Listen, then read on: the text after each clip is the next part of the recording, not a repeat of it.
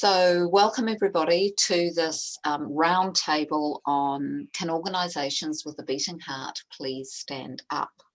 And what we're going to do is very briefly just let you know who the presenters are here today, just by saying our names and affiliations. And then the presenters are going to be asked a provocative question about why organisations don't seem to have these beating hearts, and to give examples, if they have them, of ones that do, before we go into a conversation with everyone about how can we as community psychologists sort of interact with this possibility or this vision that we hold but seems really elusive, of organisations that really seem to be values-based and making decisions in the way that ordinary people in a sense do. So welcome everybody that's come along. So just super briefly, my name's Niki Harre. I'm from School of Psychology at the University of Auckland in Aotearoa, New Zealand. Peter? Hi everyone, I'm Peter Jiddick. I'm a teaching research academic at the School of Psychology at Curtin University, located on the lands of the Whadjuk people in Noongar Nation in Western Australia. Tiffany? Hello everyone, Tiffany Jimenez. I'm located in Chicago, US, in Midwest at National Louis University. Gordon? My name is Gordon Lee. I'm located in Honolulu, Hawaii on the island of Oahu. I previously taught in San Francisco and at the University of Hawaii at Manoa, and have worked with psychologists for social responsibility. Brad? And like Tiffany and I are colleagues at the at National Louis University here in Chicago. And Wolfgang? Hi, I'm Wolfgang from Germany, south of Munich, and I used to teach organizational and community psychology. Great. So I've, Dragon Lady with my cell phone here. I'm going to put a question to the presenters, and they've got 4 minutes or less to respond to that question. Everybody else, it'd be fantastic if you just want to write any responses into chat as we go.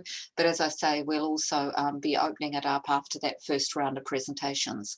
So presenters, you know what the question is, but just to put it to you explicitly, what goes wrong? Why do organisations not have beating hearts? In fact, why do they often appear lifeless and captured by an alien colonising force? Why do they seem unable, the way that ordinary people can, to have actual discussions and put into practice that which really matters? Is it possible for organisations to have these same adaptive, constructive processes we see in ordinary human relationships? What would that look like? Okay, and Tiffany is our first presenter. I'll let you share your screen before I push the timer, Tiffany. I think Tiffany's the only one sharing a screen today. Great, we can see that, Tiffany, so you're all good to go, but you need to unmute. All right. Go for it. Go. Excellent. Okay. Well, I just have a bunch of slides here in case they're useful, but I've used these slides before to express how I see organizations as tied to a larger system, a structure that enacts a structural and cultural violence on a daily basis for all of us in multiple settings.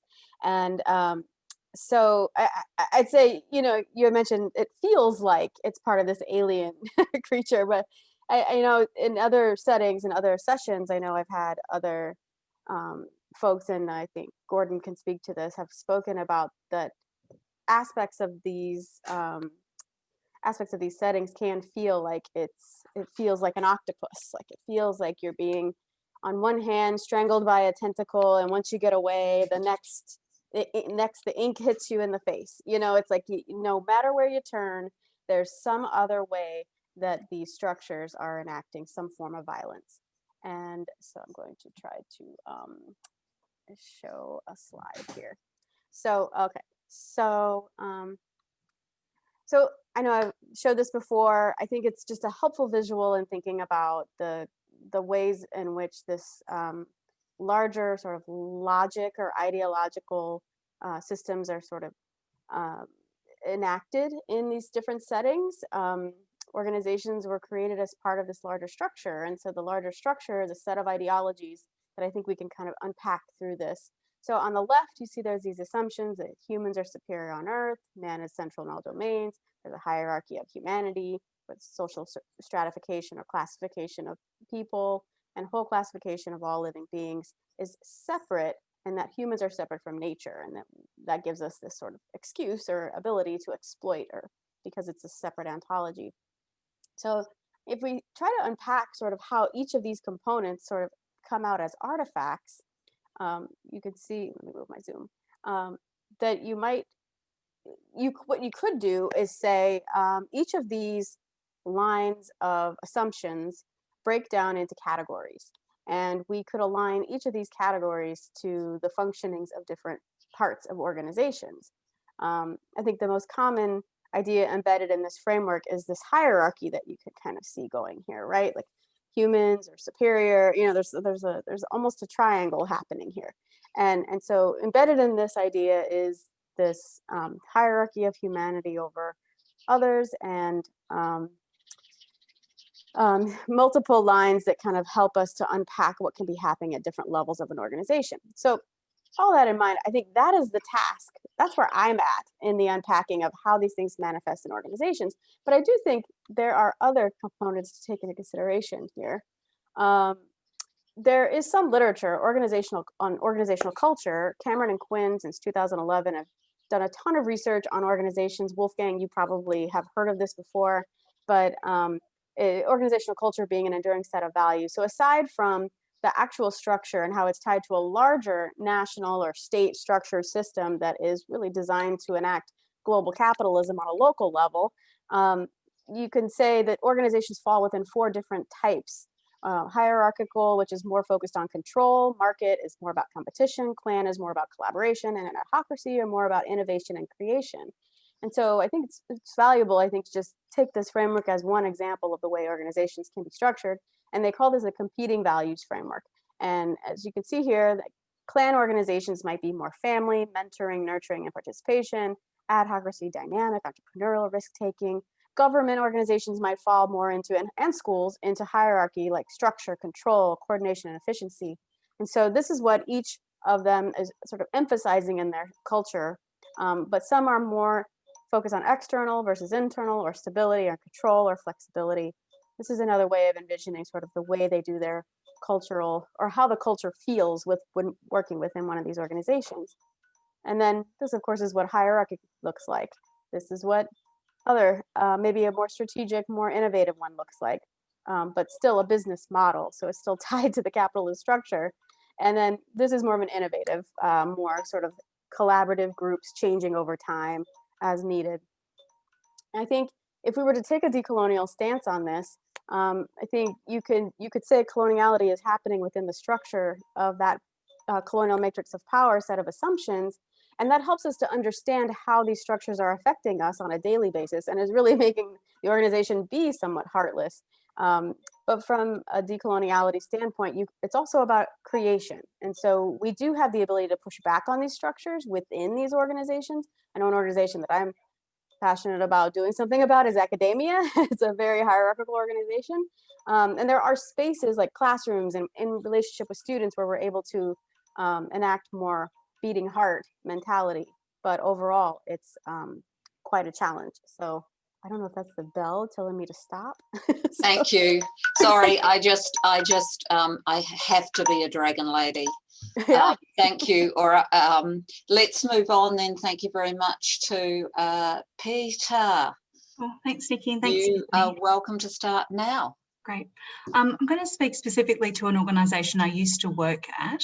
In 1916, a federally funded hard sciences research agency was developed, and there was a recognised disconnect between the science conducted within universities and science that might have been uptaken for industrial purposes or development in that more nation-building sort of sense. The science in this organisation was conducted from a very substantive standpoint, though. So it was driven by the need for post-war industrial development And the science sort of resulted in things such as the ultrasound scanner in 61 and Wi-Fi in 1992. So it's a big organisation, still operating, still present. What characterised the sort of science that occurs there was that a real collaborative and interdisciplinary approach to solving real-world problems. Problematically, the roots of the organisation were overtly colonising. The research organisation was established in a pioneering, civilising, patriarchal and nation-building context. So it may have had a heart, but given how the science was used and how the knowledge was produced as part of the government's civilising mission, was the heart necessarily in the right place? So that's perhaps something that we can explore in the discussion. In 1992, a social science research centre specialising in water in society was established, and I was employed there from 2007 to 2010. Now, when I started, I felt the passion and collective beating heart of the scientists. It was beautiful. There was a drive to do good science, to solve problems for the good of society. However, things changed with things like climate change being denied an existence according to a governmental standpoint. And this resulted in funding for science for the public good being slashed, and instead a push for commercial science that could be profitable. With this, I saw the organisational passion wane and relationships break, particularly the collaborative and interdisciplinary relationships between the scientists. And really the bureaucracy, much as Tiffany was suggesting with the octopus, was strangling us. It was once science for industry, but with the commercialisation, science became the industry. So our heart started to fail, we lost our purpose, and we moved from collaboration to competition. And with this, our heart was under attack. So reflecting on the history of the organisation, my sense is that organisations with beating hearts can arise when they are driven by something that's substantively relevant, and you can really live and lean into that. When we were able to conduct substantively relevant science for public good, the organisation thrived. Everyone played their part, and we felt and we were valued. There was passion. For example, I recall hearing this, I wasn't part of it, it was before my time, but a threat of a funding cut prompted a strike. And not one where people striked from work, went home to their families and stopped working. Instead, the scientists refused to go home. They worked for 24 hours straight. And this was a message of, you can take away our funding, but you can't take away our science. And that really reflected how the organisation was a family as well, like the family extended. Our best work was when our hearts were in sync. And what kept the beat for us going was knowing that we were doing science that was there to actually help people. There was a problem, we wanted to try and explore it and solve it. However, the commercialisation element removed the humanity from that. How'd I go for timing, Nikki? Oh, you're the dragon ladies, you know, current, whatever it is. Yes, perfect, thank you. Thinking about bullshit jobs as you speak. Okay, right. Next up is Brad. Okay, ready? Right. Remind me, are we answering the first question or both questions? Which you're entering both the sort of positive and negative. Okay, both. So the first one is what goes wrong. Yeah. And I think my colleagues covered that well. And then except for the fact that the derision toward octopi is they are very smart and brilliant animals. So I do need I get this all the time. I do need to disagree with my colleagues on, but humans are problematic for ourselves and for octopi as well.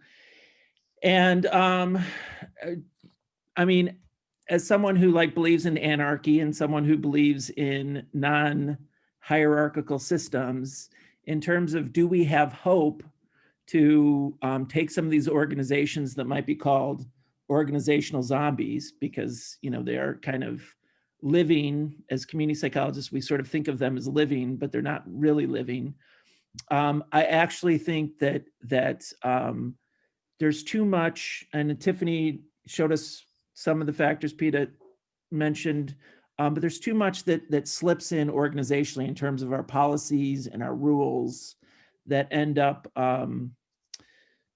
making it lifeless. But I do believe, on the other hand, among close colleagues who have passion together, who believe in each other, and I do believe that in alternative subsettings that we can really radically do some good beating heart work.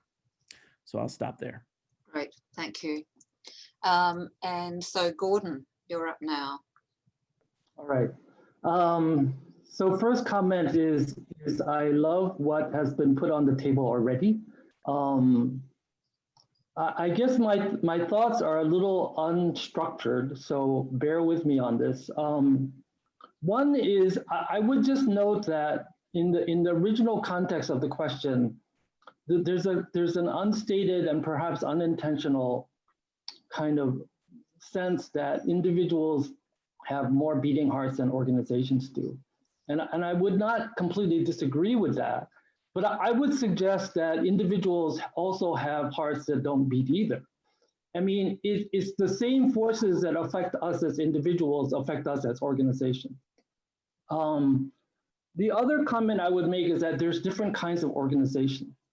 I think, and I don't know this, but my sense is that much of my experience and perhaps our experience with organizations is generally in the same genre of organization. I do believe that there are other organizations that really come together around in different contexts, around different parameters, with really different senses of being and doing. I mean, I guess the example I would give you is on this island of Oahu. I mean, there's been a struggle for the last probably 5 or more years around building a telescope on the island of Hawaii on the top of one of the volcanoes. The organization that has come together to kind of put that issue on the table for this community as a whole is really, I don't think is really in the kind of organization that we usually are accustomed to. I mean, their values are different, the way they organize are different, their structures do fit into some of the things that Tiffany talked about in those models, but they don't fit into any one of the 4 structures. They really come out of their own senses of being and their own senses of knowing, and they come out of a different historical context. I mean, they're an indigenous, native kind of, but also hybrid organization because indigenous communities in Hawaii have also evolved. So they're both indigenous, but also colonized. So, I mean, it's kind of a mixture of things. So I do think that it's useful not to think of all organizations coming out of the same sources. And then the last thing I would put on this for discussion or perhaps reflection for this group and our panel is that in terms of my own personal experience, the part of organizations that I've been in, their hearts both beat and they don't beat. I mean, it's not like one or the other. It's like I think it's what Peter said a little bit. It's like sometimes we either start with the heart pretty strong and beating pretty full, and sometimes that heart kind of slows down and kind of dies or atrophies. You know, maybe sometimes we start with organizations that are a little bit comatose and then they somehow come back to life. I mean, the experience I had, which I share with Brad, is that, I mean, we were both part of an organization that went through kind of both death and rebirth. You know, I mean, and it doesn't affect the organization similarly for everyone. I mean, there's certain parts of the organization that experience things and other parts of the organizations that don't. So I'll leave it at that. Brilliant, thank you, Gordon. And now Wolfgang. Yep. Well, from my experience, there is a fundamental difference between learning and organizing. And when we talk about organizations, it's most of the time, it's not learning. So our organizations are not there to act in order to learn, because in this case, we would watch toward different possibilities, different opportunities, different options. But organizing is just the opposite. Organizing means you decide there is only one option where you can build tables in an industrial way or cars or whatever. So it's one option, and that's how you make money, and that's how business runs. And that is for me, one fundamental problem with organizations, because that causes what Tiffany said, the top-down control. It causes hierarchies. It causes do not make mistakes. And that's not how you learn. So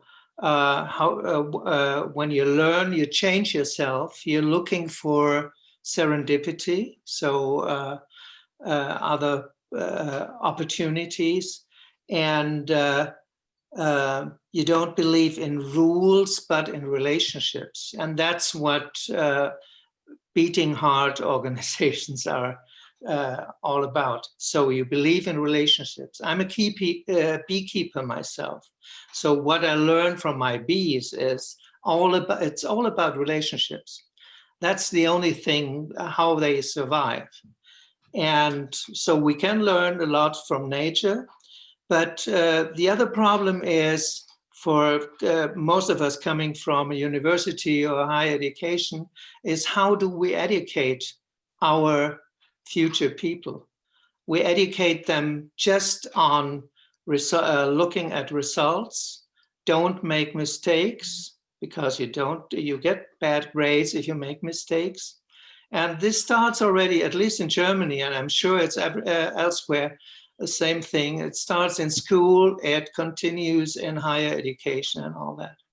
And it continues in our organizations as well. So what we need actually is rules that are inspired by our beating heart, which I would translate into our tacit knowing, our collective knowing, and our implicit knowing, so our experience. And that's, I think, is an important point which this conference started off with.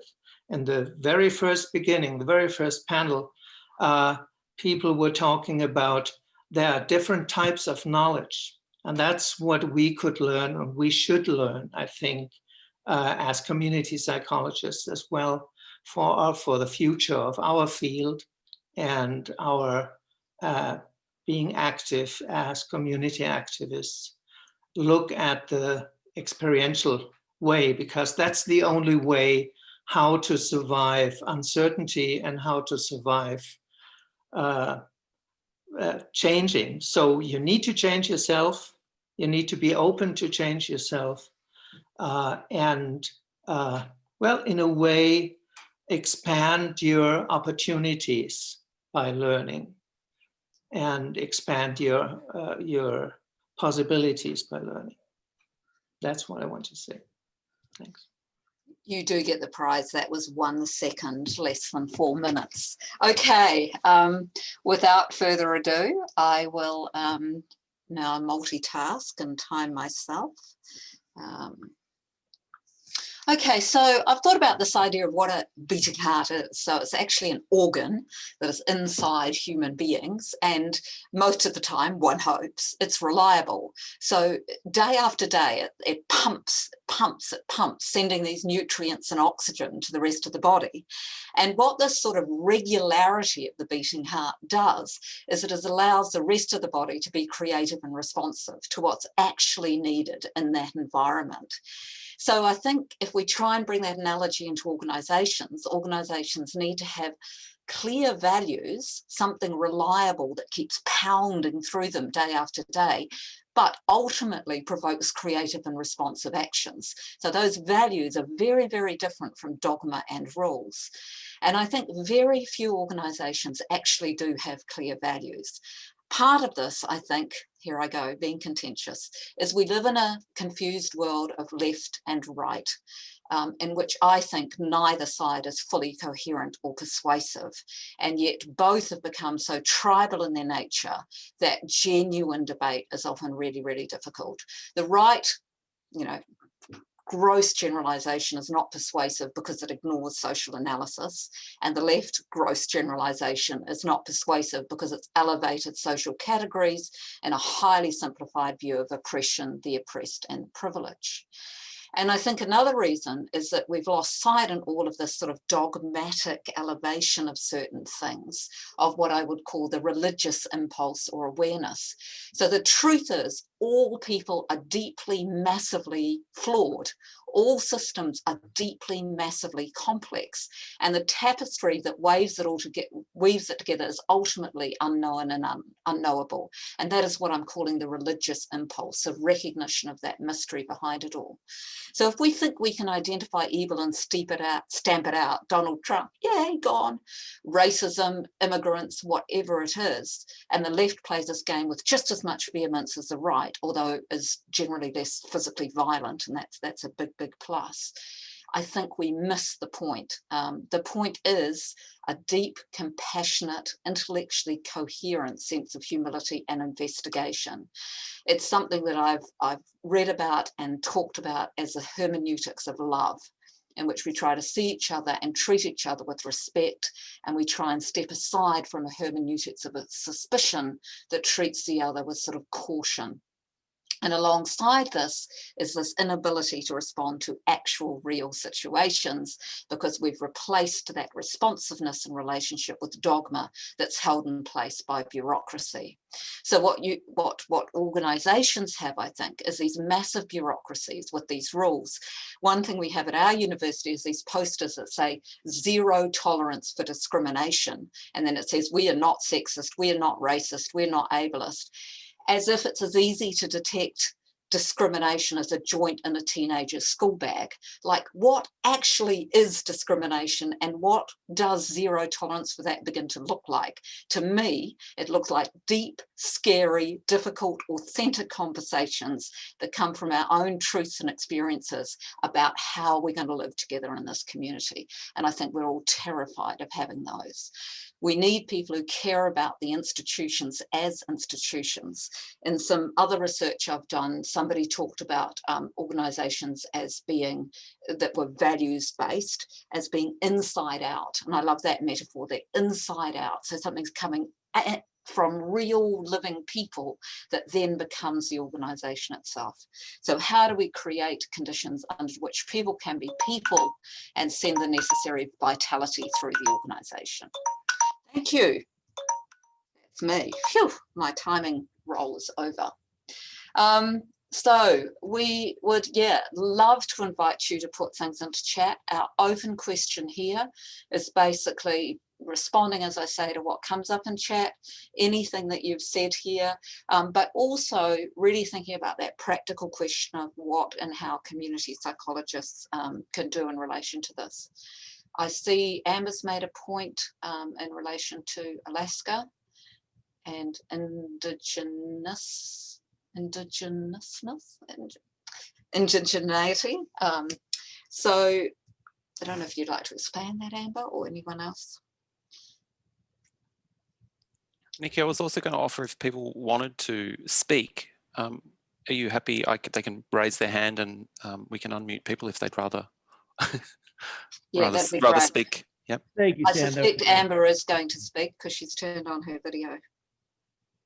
I was just going to say, I'm Amber Christensen Fulmer. I'm the Director of Native Student Services here in Anchorage, Alaska at University of Alaska, Anchorage. I'm also an assistant professor. I teach in several things actually, but human services was my main. And I'm building a program from nothing, basically, in Native Student Services. And, the university at this point has decided that diversity and inclusion is cool. And they're going to solve all their woes by creating this space of diversity and inclusion and making some cool banners. And so as I'm doing this program and they're telling me there's no money to expand a program, but I'm responsible for, every Native student on campus and the community campuses as well. And then you watch people waste hundreds of thousands of dollars, and, you have atmospheres like that I'm listening to you guys talk about in terms of, it's great that you're saying these things, but you're not actually dealing with the environments that are creating these things. You're not, you won't deal with systemic racism. You'll deal with each individual instance of it. You will, allow for a reporting system, but when somebody says, I'm fearful, or a professor says they're fearful of a student's behavior, the professor's met with, well, a student is allowed to have discourse with their professor. It's things like that that make me question, your dedication to being truly, intersectional. And so I have had feedback about the program that I am building that is very descriptive of this. It has a heart. And the thing Gordon mentioned about, we have to accept that other people may not have hearts, as that individuals don't have hearts as well. And I see people that come and are sparked by my program and then want to steal parts of my program, but kick me off the island because, they don't want to compete, kind of thing. And it's those kind of things that are like, well, I'll share it with you. I'll teach you how to do this because it's better for everybody. It feels better for everybody. Why do you have to take it and make it something it's not? Why do you cheapen it just to make it pretty and make it that banner? So I really appreciate this. Thank you. Yeah, I've been just writing down some of the themes. Anybody's willing to, welcome to interrupt if you see somebody that's looking to talk, Sam, just let me know. But that idea of conveying an authentic experience has come through, like something about sort of being true to yourself. Nobody said it in those terms, but I think there was something there in that. Relationships, that idea of working on something that's substantively relevant, which is something I really resonate with, because I think when you're working on things that again, in your beating heart, aren't really the point. And in a way, Amber, I would wonder at those people that are sort of taking elements of your program, if they're under pressure to do certain things and they're trying to patch something together in this imperfect world, leading to those behaviours that seem really problematic. And the idea of learning as being really fundamental also to an organisation. Yeah, Brad, Wolfgang, Tavistock Institute, and Brad might want to talk too. Brad, go ahead. And I follow. Okay. Well, I just want to, since you were being, Niki, you were being controversial, I just want to kind of, even though we're all dear friends, I do want to kind of take on what I see as a little bit of your cultural relativism with the left and the right. I do agree any instance of discrimination is kind of it's a complicated topic, and I know you conditioned that in saying, well, the right, but I actually I see much more asymmetry. I think that's consistent with our views, and I see the beating heart being the passion of fighting against the conservative bureaucracies. And right now, we're in a situation in the United States where, Trump is reality and is, working with the military now and switching things around to not leave office. So I do think part of what is beating heart are those who are saying, no, it's not unequal. There's a reality here that there are some serious injustices, and that the outrage of BLM is very, very much justified, and that's the fuel that is reflecting the beating heart that we need. So I just kind of wanted to, I know where you're going, but I wanted to challenge that as well. Mm-hmm. If we have time, we'll come back to it. But Wolfgang, I know. Yeah, I'd like to follow on your remarks as well, Niki, because what I had in mind when I was listening to you, based on when you were talking about values, I couldn't agree more. I did a lot of for many years. I did work on corporate culture and on organizational culture. But values is a thing which is emerging and which is constantly changing. So once a value is kind of a label it's a dogma. So it's easy to become a dogma. And that's what I learned. That's why I wrote down the term or the name Tavistock Institute. That's what I learned at Tavistock. Tavistock is showing you, it's a conference format where you really experience your own behavior, your own how you act in different situations without an official topic or something or a task. So they take the task away, and then all of a sudden you realize, of course you are, as a person, discriminating. Of course you are in some ways and in some situations, you're even racist. And to experience that is a very important thing. So I think it's really important, in order to develop your own values, you need to experience yourself. And that's how you learn and how you change yourself. And I remember there was a wonderful program, a very impressive program a couple of years ago. I guess it's even 10 or 15 years ago. It has been called Blue Eyed. Do you remember that? It was someone from the United States, I guess, and she conducted seminars where she divided the group in blue-eyed people and brown-eyed people. Oh, yeah. You remember that? Mm. And that's has been a fundamental, and it is spread all over the world, the program. And that has been a fundamental experience for everybody who participated, because they realized, well, once I'm blue-eyed, I'm reacting like a blue-eyed person, like the white supremacy person. And once I'm brown-eyed, I'm the person who is, again, acting like someone who is on the downside. So, and that's why I'm saying, well, it's really important to experience the value, the emerging values and your own values. And that is why the bureaucracy is so bureaucratic and hierarchical.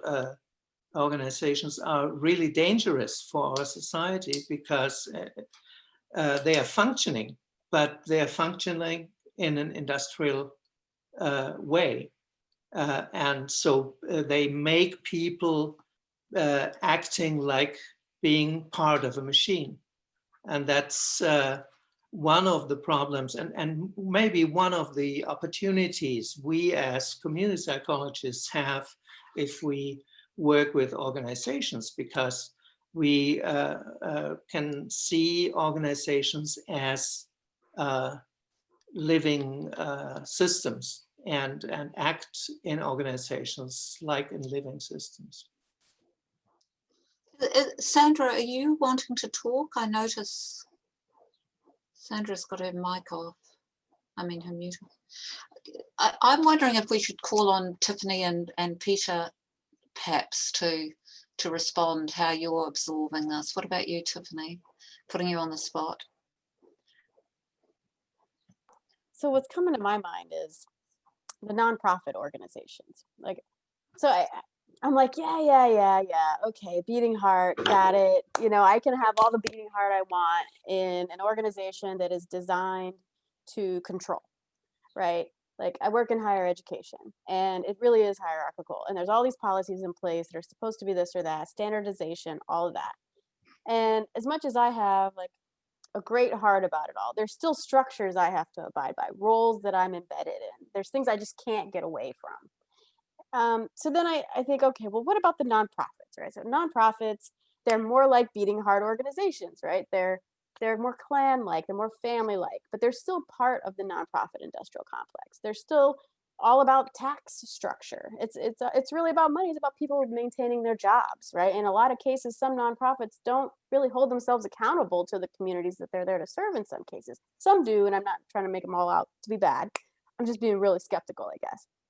But even in those cases when people want to do well, like faith-based organizations and NGOs, right? They really want to do well, but they are abiding by a structure that they have to report on to keep their funding, to keep their jobs. And like Wolfgang's saying, you know, they're going to end up adhering to what they need to do to keep their jobs. And so, I don't know, I guess I'm just skeptical, and I don't want to be skeptical, but this is where my head goes.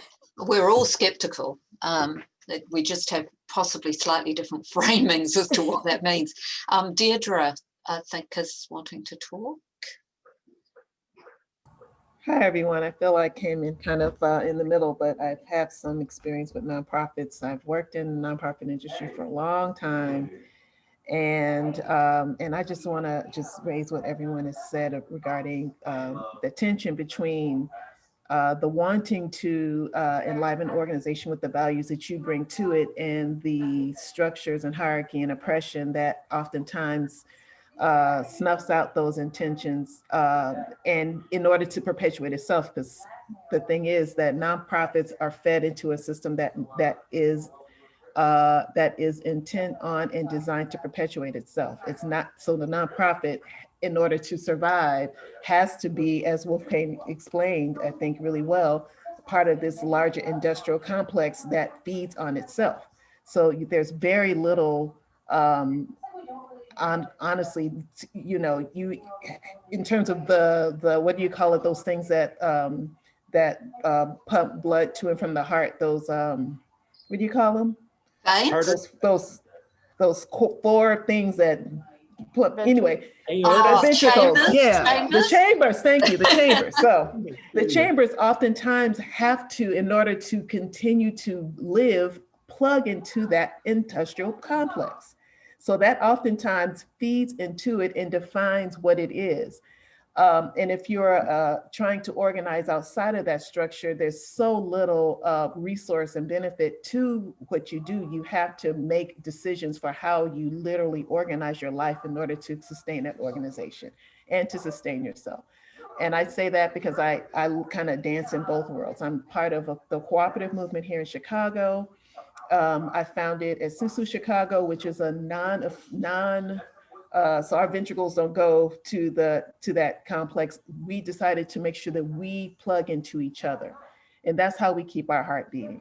So the Susu is part of a long tradition of indigenous practice of passing the pot. So we had 13 members. We're all Black women. And each month we pour into a pot and we pull for one person to receive that pot every month.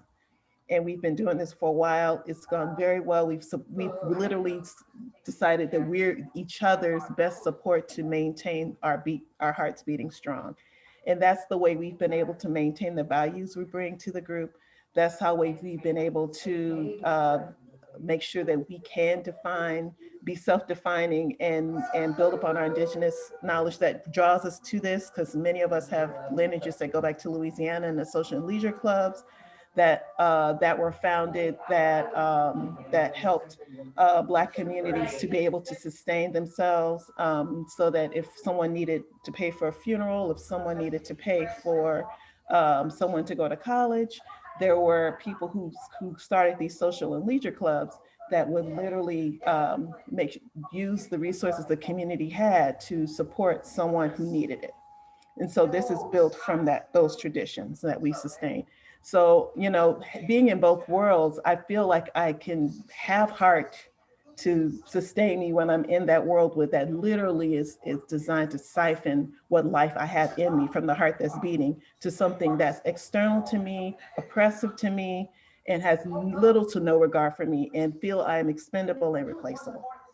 So, you know, to me, you know, being here in the United States, those are really honestly the options we have in terms of organizing, is really defining ourselves either inside of those structures and trying our best to navigate within them, which is, in my research, I found with Black maternal activists, there are all types of strategies that you have to employ in order to survive in that structure that are built on your indigenous knowledge, so you can be in that space and still operate outside of it.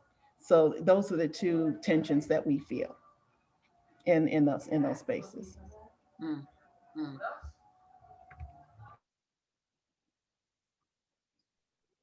Can I Yeah, some musings?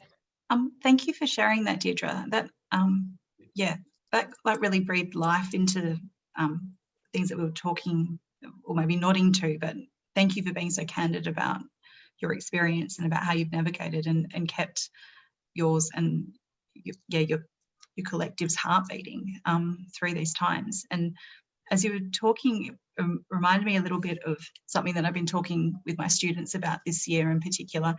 I supervise, well, in particular, fourth year students, where things are very uncertain and things are very like transitionary, and things need to be done quickly, and it just, you know, it's the end of the degree and what happens now. And I've spent a lot of time like talking about like what comes next, and just actually more listening about what comes next. And particularly within this current context, I started kind of throwing around the idea of like, well, when we see a tree in a storm, there's particular trees that are more likely to fall over, and they're the ones that are stay like really rigid and like go like, I'm not going to leave like lose a leaf or a branch or whatever. And often the ones that stay really rigid are the ones that completely buckle over, and then you know they're down, and that's the end of the tree. And so I've been saying to my students, well, let's try and work and get into the pattern of being like more like a gum tree, which kind of will allow itself to like thrash itself around. They still get blown over and we still lose those, but they're more likely to lose a limb than they are to lose a whole trunk. And yeah, listening to you talk about trying to navigate within the system to the way to allow you to live and to be and thrive. I started thinking about that tree and thinking about how, you know, each limb could be could be a connection to someone, or the roots could be a connection to someone, that a branch could be deciding which battle is necessary to fight, or the one that we, for that moment, to be able to thrive and to be and to live your life, that limb might be the one that's sacrificed. But I just heard that parallel, and yeah, so I just want to say thanks for sharing that. And yeah. So Serapis, I'm just noticing people with their mics off. Serapis is our interpreter. Oh, okay, that's fine. Yeah, I see Davida put her camera on. Hmm? Davida put her camera on and is smiling. Yeah, I so. noticed that, but then I noticed that, Davida, because you've got something real sparkly. Oh, I think it's just the effect of your virtual screen, but you didn't unmute. But were you wanting to speak? You're still muted, maybe intentionally, so I'm not trying to push you. No, I wasn't going to say anything. Heather noticed Heather. The sparkles are examples of my personality. That's all that is.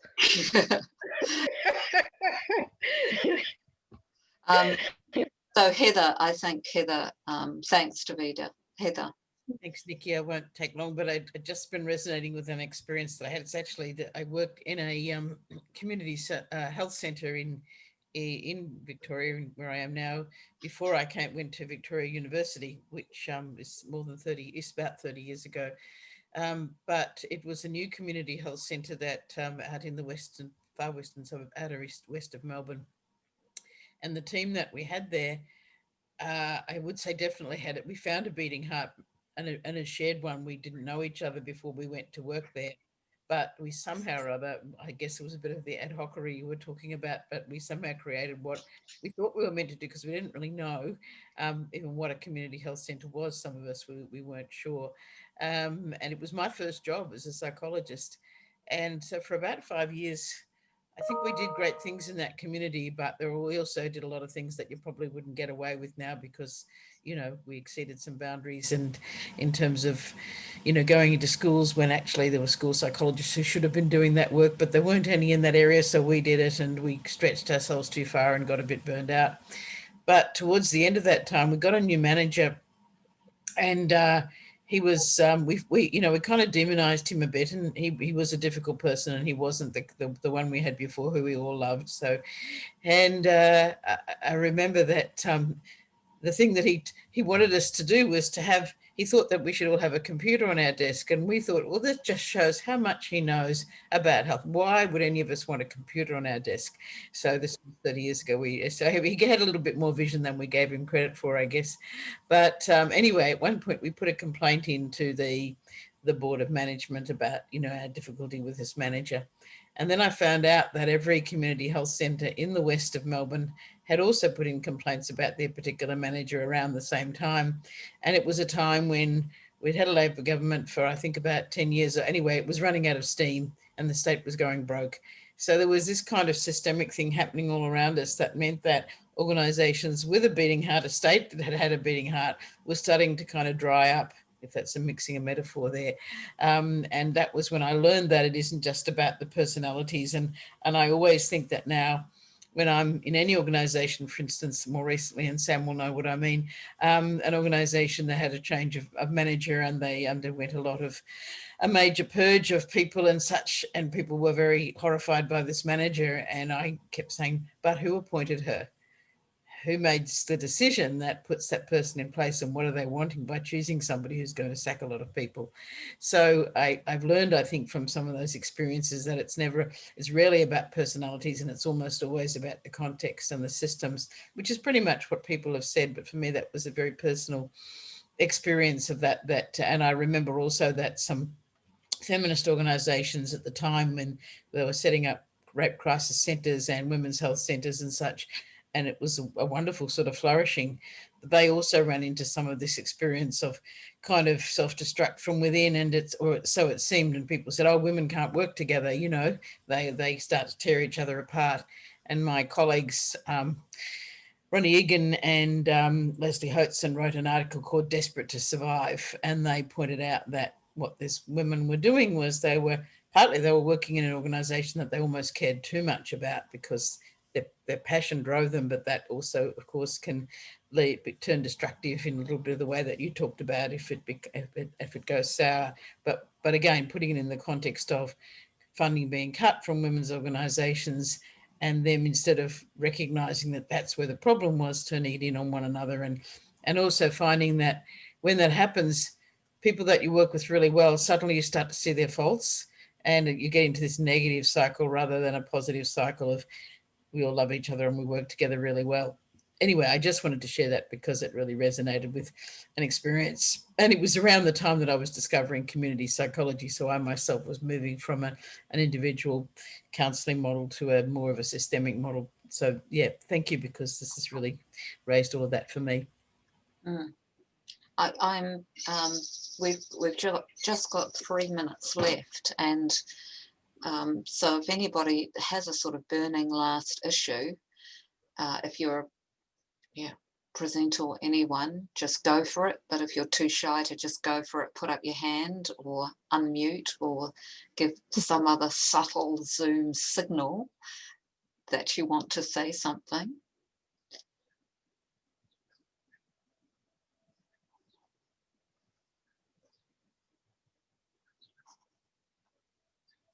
I just have a small comment. I'm a student at the moment, and I'm just about to finish my community psych degree at Victoria Uni, and it's just been really great hearing everyone's experience. And I guess it excites me and inspires me to go into the work that I'll be doing in the future, hearing everyone's experience and what I can take into the work that I do. So thank you so much. Thank you, Ritima. It's great to hear that. Thank you. And maybe then just to sort of finish, just to really thank you for sort of bringing in what you have here today. I always feel like I'm entering really dangerous territory. I'm not quite sure why, but I find these conversations actually pretty scary. And I loved it when Brad said it, that we were among friends, and I feel like we have done this. And there is so much hurt out there. There is so much fracturing. There is so much, the sense of precariousness, of not knowing what comes next, of not knowing how safely we're being held by our communities and by people around us, I think makes it really difficult to do this work, difficult in a real emotional, vulnerable way. And we could go on with this. I've learned a huge amount and feel like there's a lot more to be said there. So just thank you very much to everyone for holding this space and bringing yourselves into it. And I think Dragon Lady now says that time is up. We appreciate Dragon Lady's discipline. Thank you. Organizations also need some discipline too. We've got to salvage some of you know, some of the colonizing stuff. Yeah. Thanks, everybody. Thanks, everyone. Thanks, Niki. Thank you, everybody. Bye. Thank you. Bye-bye. Bye, Thanks, Gordon. Bye, Nick.